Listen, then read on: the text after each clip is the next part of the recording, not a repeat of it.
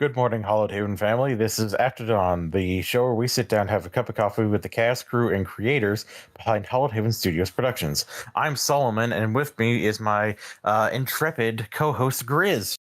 It's time for a hype train. Let's go. I'm excited for this. I can tell, as we should be, because this is the hype train episode for Wayfarer Season 3, our flagship show for Hunter the Reckoning. And a lot of things happened at the end of the last season. I mean, had some werewolf killing, help a god escape to his actual world and shit. And well, one of our characters now leads a cult. That's really the biggest revelation, is the fact that people can that he now leads a cult. And people say that vampires are bad. Yeah, no, those vampires in that season totally should have been killed. Yeah, that totally could have happened. Sounds like someone's jealous.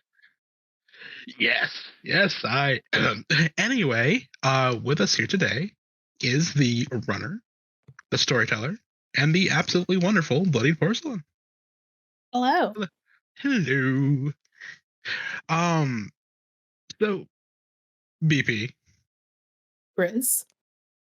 how excited are you? I'm excited and a little sad all at the same time. No, don't be sad. Why are you sad? Well, I've absolutely loved running Wayfarer, but this is probably going to be our final season.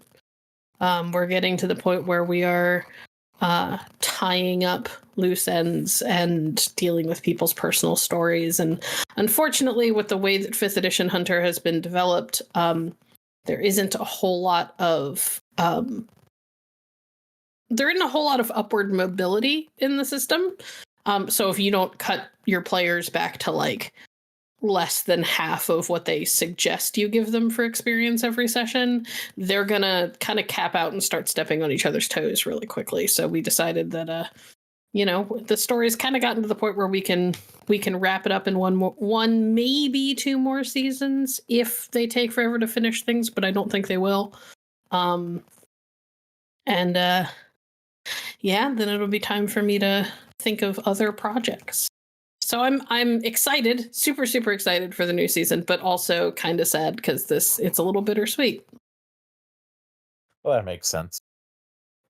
We've had some pretty significant changes to our cast and crew, to our cast of players, or not our players, our characters, since last season. I've heard that we now have a major change in Rosanna. I heard that she was changing the type of hunter she is? Yeah. So given everything that has happened to Rosanna over the course of the last 2 seasons, it became very clear by the end of last season that Rosanna may have started out an inquisitive, but she has kind of expanded and developed, and as she has learned more about the world and learned more about her own personal family history, and her intersection with the Fae, with changelings, it has kind of changed the paradigm through which she sees the world. So rather than simply being an inquisitive who wants to know how everything works, Rosanna has decided that she wants to go faithful hunter. Interesting. And is that faith in a particular religion, or is that faith connected to her changeling connections? That is something people will have to tune in to find out. Ooh. I'm sure it has something to do with other particularly faithful people. Totally not. No, not even close. I can neither confirm nor deny. Sound of pen scrabbling on paper. So I guess my question is gonna be in the same vein. Have any of the other characters like taken anything different, tried anything else new, or has everything been the same?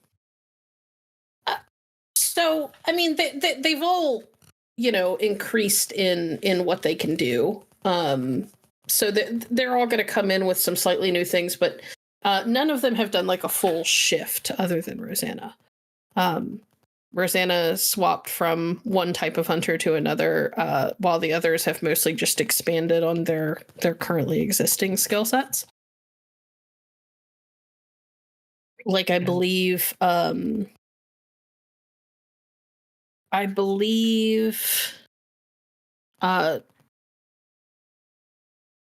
sorry. Piper has gotten more, is doing more with robotics and drones and things like that, which she was already doing. She's just gotten better at it. And Isabel, I believe, has picked up some stuff that allows her to work with animals, because they have Gozer traveling with them now. And obviously, Gozer's the strongest one of all of them. Absolutely. He has his moments. He does, yeah. He survived fighting 2 werewolves and getting shot by dragon's breath. Say he's a pretty badass dog.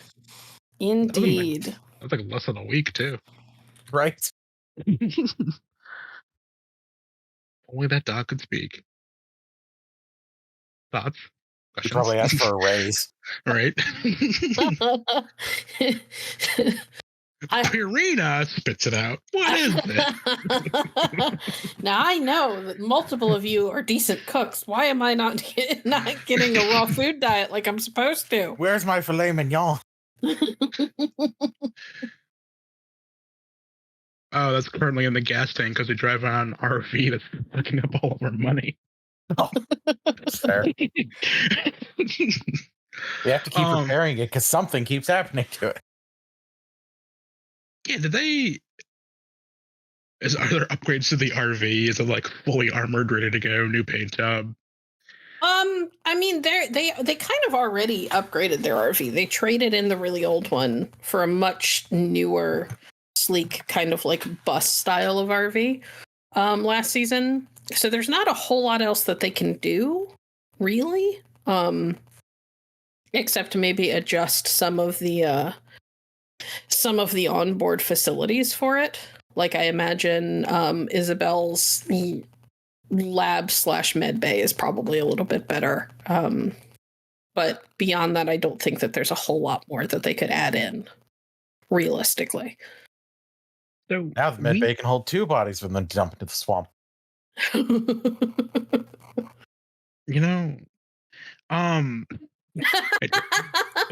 Ideas. So we can't ask for too many details because it's a hype train and we want you to be excited. But are there any character story points that we actually do know about that you were looking forward to addressing? Oh, yeah, I can tell you that we are going to be dealing with Rosanna's and Piper's personal story ties that played into last season a lot. Those are going to come full circle this season. And Isabel's will probably by default come along at about the same time. They all sort of, without really talking to each other, created characters that are all sort of linked into the same groups, if not the same issues. Does that make sense? That without really discussing it or whatever, they all sort of created character backgrounds that had disparate ties to certain powerful and shady and potentially destructive agencies out there in the world. So that's 50 Hallowed dollars. Anyone going to figure out what she's talking about? Better rewatch everything. 80 organizations. Agencies. I'm so sorry. It's even worse. Yeah. I was trying you know. No, you're right. You're right. No, forgive me, Bows. So,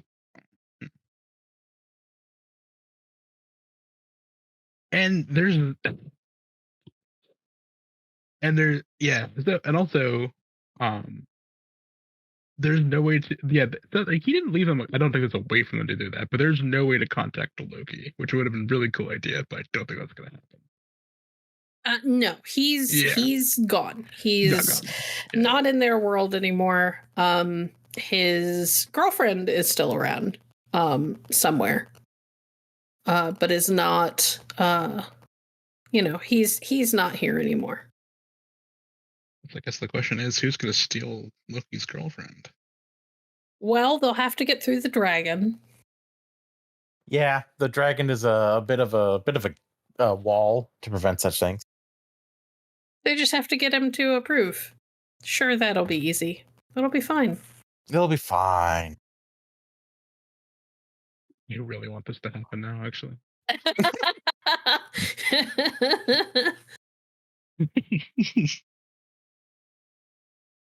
Listen, I just want to talk to your mom. No. Note to self: have Saul come on as the dragon. Speaking of people coming on for parts, are there any SPCs that you might want to hint at coming along and possibly showing up? Well, She killed most of them. a lot of the SPCs are either dead or purposefully in the background. There is a chance we might see Peter again. I have a new SPC that I have cast. I don't know that he'll ever actually play into things, but I cast him just in case. He is going to be played by Bookkeeper. Ooh. Who we have gotten to see in other. We got to see in another game, the Good Society. We got to see how good he is at kind of getting into character and going off on these really, really well. It feels like they're all pre-written, but a good chunk of it wasn't.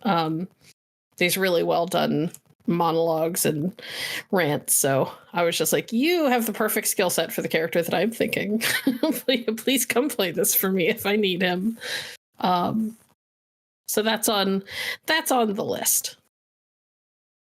You can find a great example of that at Hallowed Haven. It's on youtube.com. Yes. Yeah. Or on our website, hallowedhavenstudios.com/betrothed and betrayed. Fantastic. Any inclination as to if the Linnea Society may rear its ugly head again, or are they basically off the board now that they're not associated with Loki?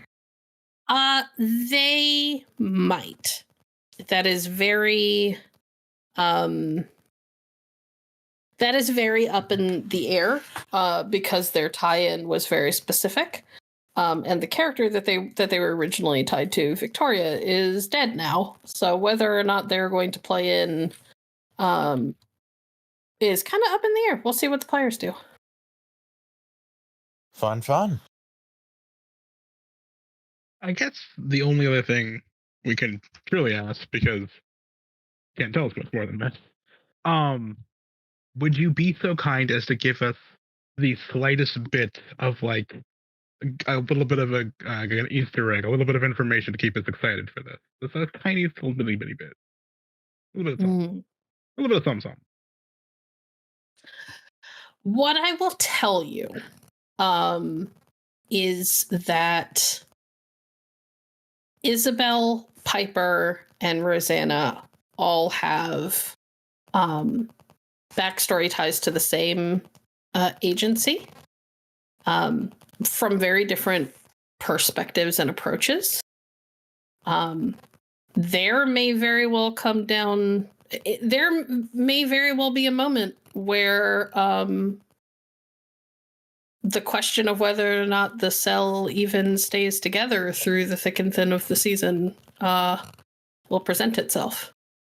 There are going to be some very big moral quandaries that some of them are going to have to answer. There's going to be moments where characters have to address where their loyalties lie, and whether or not they want to keep hunting when all is said and done. Man, I said a little bit of something, but that was a lot. And yet so vague. Yeah. All right, $100 million to whoever can figure out what the hell she was just talking about. We don't have $100 million. Please don't come for us. There's nothing legally binding about what Grizz has said. Yeah, it's like we freaking shook on it. Like, the hell? And go ahead and do it. Any other questions, my good friend? I can't think of anything. I think that's pretty much about it, unless our lovely guest has something else that they want to bring up for our wonderful listeners. I don't think so. I think you guys asked all of the questions I can think of to answer. And just as a reminder, because we were talking about things to keep people excited about. As a reminder, Piper did not make it. Isabel was not the only one last season that walked away with a curse.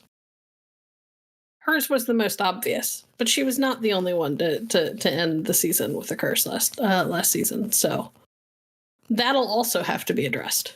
Ooh. Editor, put in a dun dun dun, but like make it all evil and stuff.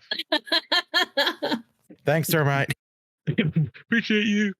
But I think that's it. It's just gonna be my dun dun dun, but like overlaid with like a couple of bases. Anyway, then all we gotta do is ask everyone to get excited, be excited. It's happening. It's here. We're gonna have Wayfarer season 3, and it's gonna be awesome. April 5th, which is a Friday at 8 p.m. Eastern. Make sure that you're here for it. Potentially the last 10 episodes of our very first flagship show. Make sure you're hydrated. Make sure you have snacks. Be there. Make it happen. All right. Be ready. Be wacky. Bye-bye. Bye.